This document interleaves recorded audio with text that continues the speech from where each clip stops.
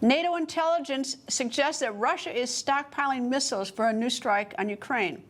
At the same time, Russian forces continue to unleash drone attacks against Ukrainian soldiers. Hundreds are believed to be taking shelter in a monastery in Kursk.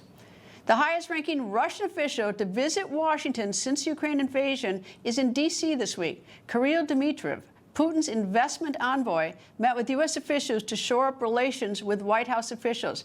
His visit is also seen as a chance to break the stalemate in ceasefire negotiations. Earlier today, I spoke with him. Sir, nice to meet you and welcome to the United States. Thank you, Greta. It's great to be here.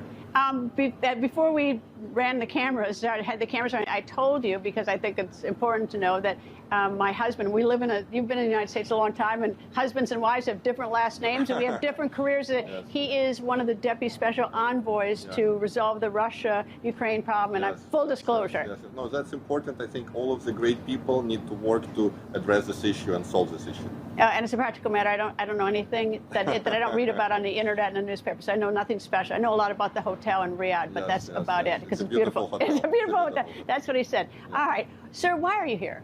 Well, Greta, I think it's very important to start restoring U.S.-Russia relations. And, I went to school in the U.S., I worked in the U.S., I really believe in the U.S. economy and that Russia and U.S. can do so many great things together.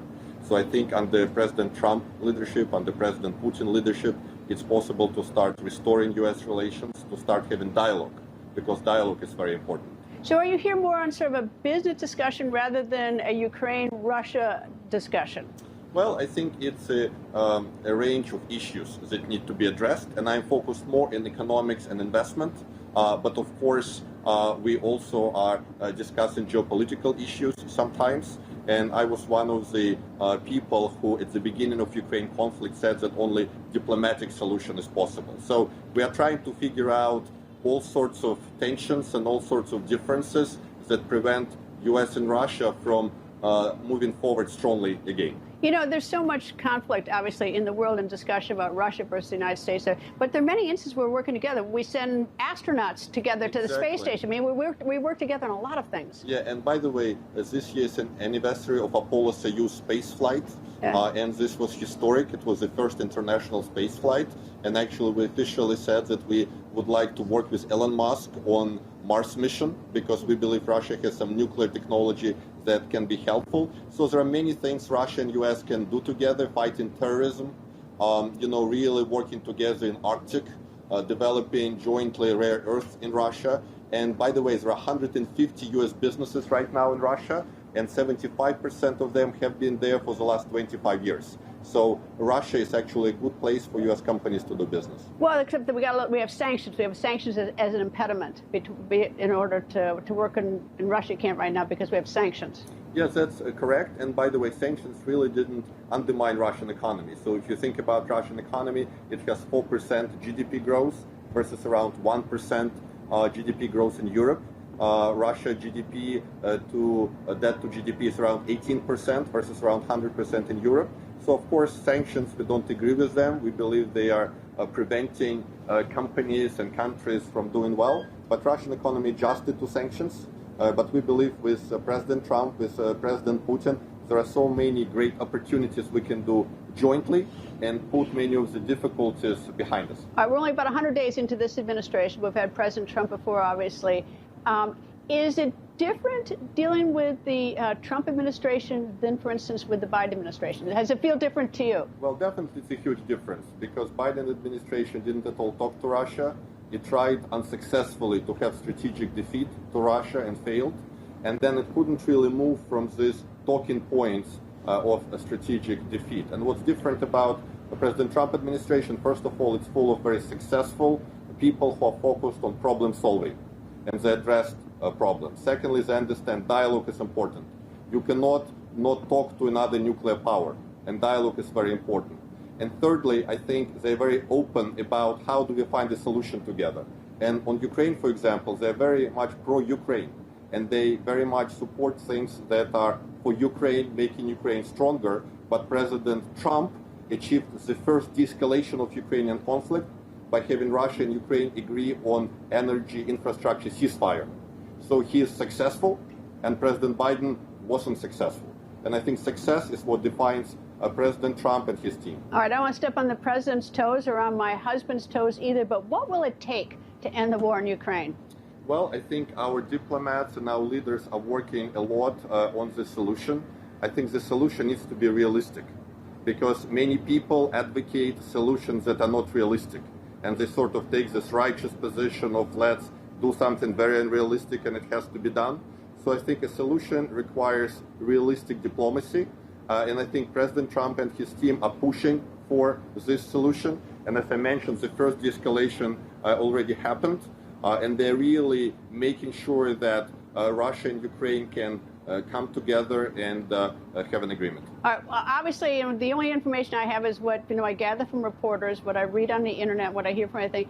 And one of the things that I have read about many times is that Russia has taken children out of Ukraine. That the numbers are staggering. That they, and using terms like kidnap, has Russia taken Ukrainian children? Well, I think we have a special children representative, and her view is quite different. But I understand that this issue is being resolved, and there were, solutions in that area provided. But once again, I'm not too close to that specific. But have they actually been taken? Because that's pretty electrifying. Taking children from parents. And so, is that something that really has happened? Well, I think the positioning is there are lots of sort of false stories around the issue, right. And I'm not too deep in this issue. So we should ask our children representative. I think Russian position is different. I think Russian position is that some children were taken away from the war zone to be protected. But once again, it's definitely not my area of expertise. Okay, I've never met President Putin. What's he like? Well, he's actually a man of his word. And many people try to question this and undermine it. But I've seen President Putin, if he commits to something, if he agrees to something, it gets done. And President Putin wants solutions. And if you think about Russia, really sort of 20 years ago, where economy was down and there was really disarray and chaos, he is the leader who brought Russia back together, put economy on track, and really transformed Russia in many ways. So he is a historical leader, just as President Trump is a historical leader. And I think they can really work together to make history happen. If they cannot achieve major progress in U.S.-Russia relations, I think few leaders can. Okay, many Americans wonder, why did Russia go into Ukraine a couple years ago? What was the purpose of that? Well, I think, again, I'm focused more in economics and investment, but I think there was generally concern about NATO expansion, and I think what Russia faced is that NATO kept on expanding to Russian borders. And imagine sort of Russia sort of expanding its military alliance to Mexico and Canada. How would the U.S.